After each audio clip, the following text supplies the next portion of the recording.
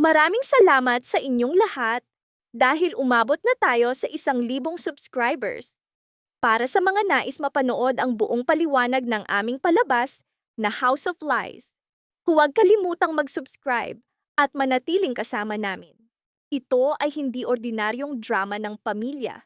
Ito ay kwento ng kasinungalingan, pagtataksil, at isang katotohanang kayang basagin ang buong pamilya. Sa loob ng maraming taon, nakabaon ang lihim. Ngunit ngayon ay sumabog ito sa buhay ni Greg, Paulo, Edward, at Regina. Ang pinakamasakit, hindi tungkol sa pera o kapangyarihan, kundi sa mapanirang katotohanan na ang anak na minahal mo buong buhay ay hindi pala tunay na iyo, habang ang tunay mong dugo ay lumaki sa galit. Tahimik ang gabi, ngunit dala ng hangin ang babala ng paparating na unos. Nakaupo si Regina, nanginginig, hirap huminga, binabagabag ng kasalanang matagal niyang itinago. Wala nang dahilan, wala nang kasinungalingan, lumabas na ang katotohanan. Hindi tunay na tagapagmana si Paulo, hindi anak ni Greg. Sa sandaling iyon, gumuho ang mundong itinayo sa kasinungalingan. Nanigas si Paulo, para bang ninakaw ang kanyang pangalan at pagkakakilanlan. Buong buhay niyang inakalang siya ang tunay na anak, pinalaki sa karangyaan at dangal. Ngunit sa isang iglap, bumagsak ang lahat. Tuluyang umamin si Regina sa mga tao ng kanyang pagkabasag. Nagkamali siya, nagkasala, at si Paulo ang bunga ng pagkakamaling iyon. Samantala, habang umiiyak si Regina at nagmamakaawa kay Paulo, may ibang apoy na naglalagablab. Si Edward, ang tunay na anak, dugo ni Greg.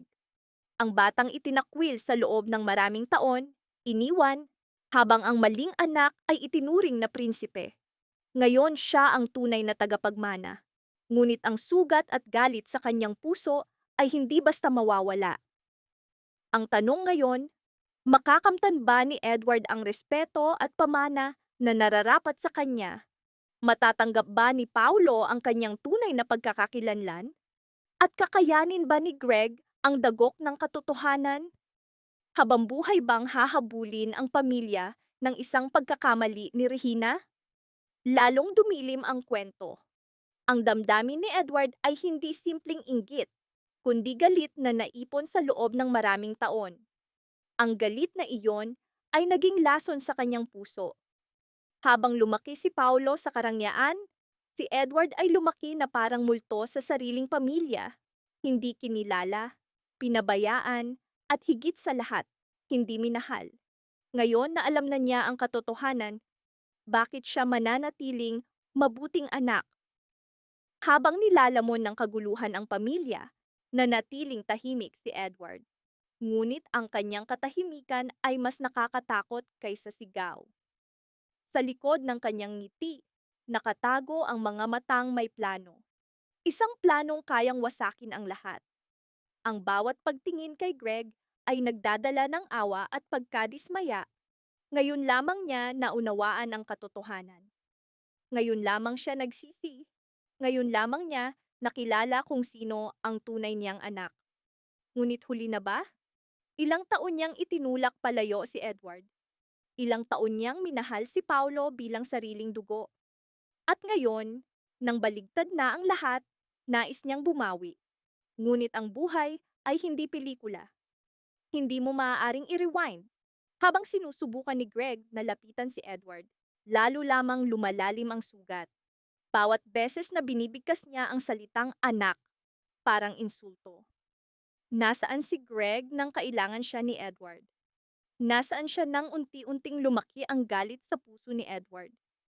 Ang sagot, wala siya. At iyan ang pinakamasakit na katotohanan. Minsan, hindi sapat ang dugo upang maging pamilya. Si Paulo man ay unti-unting nawawala ang pagkakakilanlan. Kung hindi siya tunay na anak, sino siya? Ano pa ang natitira sa kanya?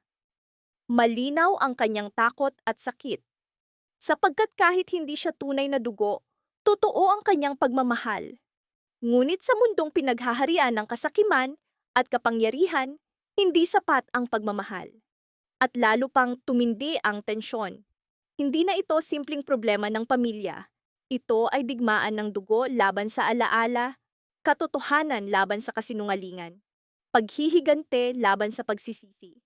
At si Regina, parang kandila, unti-unting nauupos. Maaari mong tuklasin pa ang galit ni Edward, ang pagkawala ng pagkakakilanlan ni Paulo, ang pagsisisi ni Greg, o ang pag-ubos ng lakas ni Regina. Ngayon ay nakatayo si Edward sa gilid ng paghihiganti. Ang mga tao ng sakit at pagtakwil ay tumitigas sa isang mas madilim na anyo. Galit na handang lamunin siya. Nais niyang maramdaman ng pamilya ang parehong hirap na tiniis niya. Bakit siya lamang ang magdurusa, habang ang iba ay namuhay ng komportable sa likod ng kasinungalingan? Dito, nagsisimula ang pinakadelikadong bahagi ng kwento. Kapag ang sugatang anak ay natutong gawing sandata ang kanyang mga pilat. Si Greg ay nilulunod ng pagsisisi. Bawat tinginan nila ni Edward ay parang countdown sa isang pagsabog. Walang sigawan sa kanilang usapan, ngunit mabigat ang bawat salita, bawat pangungusap ay parang suntok. Nais ni Greg na humingi ng tawad, ayusin ang nasira, ngunit hindi niya alam kung saan magsisimula. At si Edward, sugatan ng mga tao ng pagpapabaya, naririnig ang bawat anak bilang insulto. Nanatiling totoo ang mapait na katotohanan. Wala si Greg nang pinakakailangan siya ni Edward. Si Paulo ay unti-unting naglalaho, nilulunod ng bigat ng kawalan ng katiyakan. Kung hindi siya tunay na anak, sino siya? Ano ang lugar niya sa pamilya? Bagaman, inosente, bunga lamang ng pagkakamali, ngayon ay tinatanong ng mundo ang kanyang karapatan. Ang kanyang sakit ay hindi mula sa kasakiman, kundi sa pagkakakilanlan. Totoo ang kanyang pagmamahal, ngunit hindi sapat ang pagmamahal sa mundong pinaghaharian ng dugo at kapangyarihan. Malinaw sa mukha ni Regina ang takot. Takot na mawala ng dalawang anak na minahal niya ng pantay. Alam niyang, anuman ang dugo, nasaktan niya silang pareho. At may mga kasalanang hindi mabubura ng luha. Siya ay parang kandila, unti-unting nauupos habang gumuho ang pamilya sa paligid niya. Sa hapagkainan, mabigat ang katahimikan. Nakaupo sina Paulo, Edward, Greg, tahimik, ngunit nakakasakalang tensyon. At biglang nagsalita si Edward ng isang linya. Pinakamahirap kapag ikaw naman ang nawawalan. Isang pangungusap, ngunit tumama na parang bala. Huminto ang oras. Nakatingin si Greg kay Edward. Pinipigilan ni Paulo ang kanyang emosyon. At nanginginig si Regina sa takot. Ngayon nakabitin ang mga tanong. Hahayaan ba ni Edward na maging paghihiganti ang kanyang galit? Kakayanin ba ni Greg ang bigat ng kanyang pagsisisi? Makakahanap ba ng bagong pagkakakilanlan si Paulo? At tuluyan bang lulubog sa dilim ang pamilya sa pag-ubos ng liwanag ni Regina? Si Edward ay lalo pang lumulubog sa dilim. Nais niyang maramdaman ng buong pamilya ang sakit na tiniis niya sa loob ng maraming taon. Ayaw na niyang makita ang kanilang kasiyahan. Sapagkat bakit siya lamang ang magdurusa, habang ang iba ay namuhay ng payapa sa likod ng kasinungalingan. Dito, nagsisimula ang pinakadelikadong bahagi ng kwento. Kapag ang sugatang anak ay natutong gawing sandata ang kanyang mga pilat. Sapagkat madalas, ang pinakamasakit na anak ang nagiging pinakanakakatakot na kalaban. Bawat tinginan ni Greg at Edward ay parang paghihintay sa isang pagsabog. Walang sigawan sa kanilang usapan, ngunit mabigat ang bawat salita, bawat pangungusap ay parang suntok. May pagnanais na humingi ng tawad, ngunit walang nakakaalam kung saan magsisimula. Sa gitna ng lahat, si Paulo ay tila nawawala ng hininga. Habang ang pamilya ay nakikipaglaban para sa katotohanan, unti-unti siyang naglalaho. Trahedya, sapagkat minsan hindi mo kailangang maging kontrabida upang masaktan.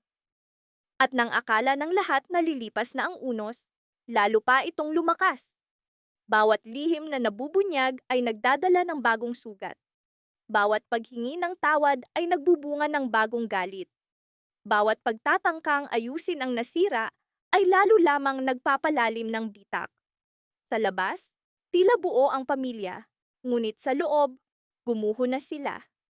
Ngayon nakabitin ang tanong, kakayanin ba ni Greg na ibalik si Edward bago tuluyang lamunin ng galit ang kanyang anak? Mapapatawad ba ni Paulo si Regina gayong nakatayo ang buong buhay niya sa kasinungalingan? At hanggang saan dadalhin ni Edward ang kanyang paghihiganti? Sapagkat sa kwentong ito, ang pamilya ay hindi lamang nasusukat sa dugo, kundi sa katotohanan, pagmamahal, at kapangyarihan ng kapatawaran. Malinaw sa mukha ni Regina ang takot. Takot na mawala ng dalawang anak na minahal niya ng pantay. Alam niyang anuman ang dugo, nasaktan niya silang pareho. At may mga kasalanang hindi mabubura ng luha. Bawat eksena ay lalong tumitindi. Desperadong sinusubukan ni Greg na ayusin ang nasirang ugnayan kay Edward, habang si Paulo ay lalong lumulubog sa kawalan ng katiyakan.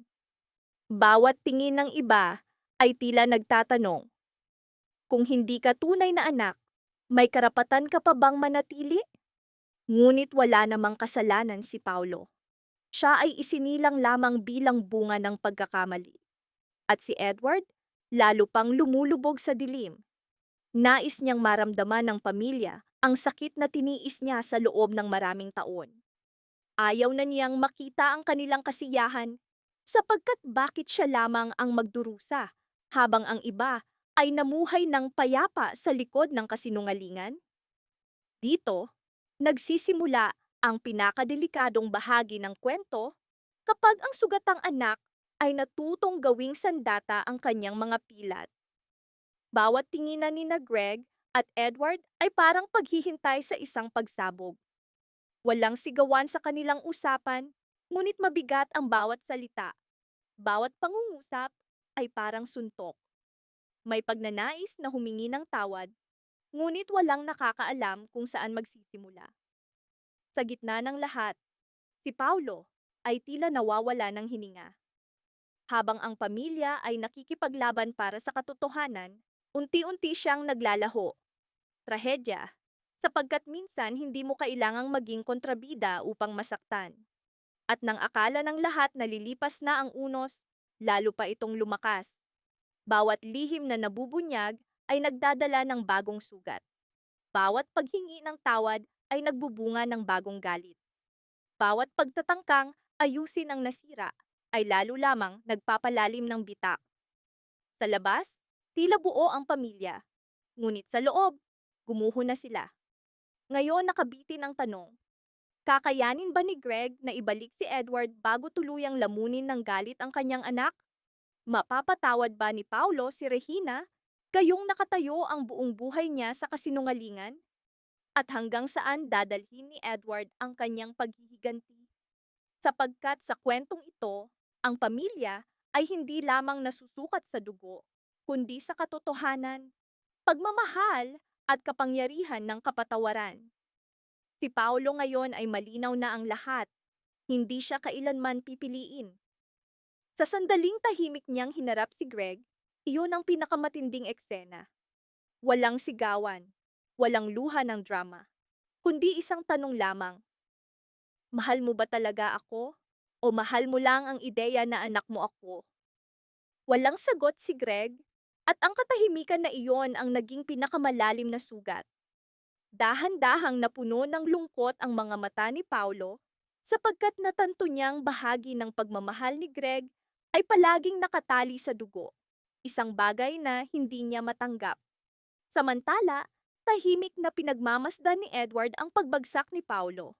Sa loob niya, may kakaibang kasiyahan sapagkat sa wakas nararamdaman ni Paulo ang kawalan na matagal nang pinasa ni Edward.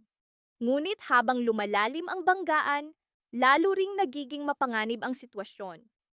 Parehong sugatan, parehong basag sa loob, at kapag dalawang taong puno ng sakit ang nagharap, bihira itong magbunga ng mabuti. Pagsapit ng gabi, lalong bumigat ang pakiramdam ng paparating na kapahamakan. Isang maling salita, isang maling desisyon, at maaaring gumuho ang lahat. Sapagkat kapag ang katotohanan ay matagal na itinago, hindi lamang nito winawasak ang lihim. Winawasak nito ang lahat ng nakatali sa kasinungalingan. Ngayon nakabitin ang tanong, naghahanap ba talaga si Edward ng katarungan o nais niyang wasakin ang pamilya? Sino ang mas karapat-dapat sa habag? Si Paolo na nawala ng pagkakakilanlan o si Edward na lumaki ng walang pagmamahal ng ama? At kung ikaw si Greg, paano mo babawiin ang mga taong nasayang? Samantala, unti-unting lumilitaw ang mga nakatagong lihim ni Regina at nilalamon siya ng sariling pagkakasala. Ang kwentong ito ay nagpapaalala, ang tunay na kahulugan ng pamilya ay hindi dugo, kundi pagmamahal, kapatawaran, at ang mga taong tunay na nananatili sa iyong tabi. Maaari mong tuklasin pa ang lungkot ni Paulo, ang paghihiganti ni Edward, ang katahimikan ni Greg, o ang pagkakasala ni Regina. Maraming salamat sa panonood ng buong video. Para mapanood ang susunod na episode explanation, huwag kalimutang mag-subscribe sa Series Explained PH channel.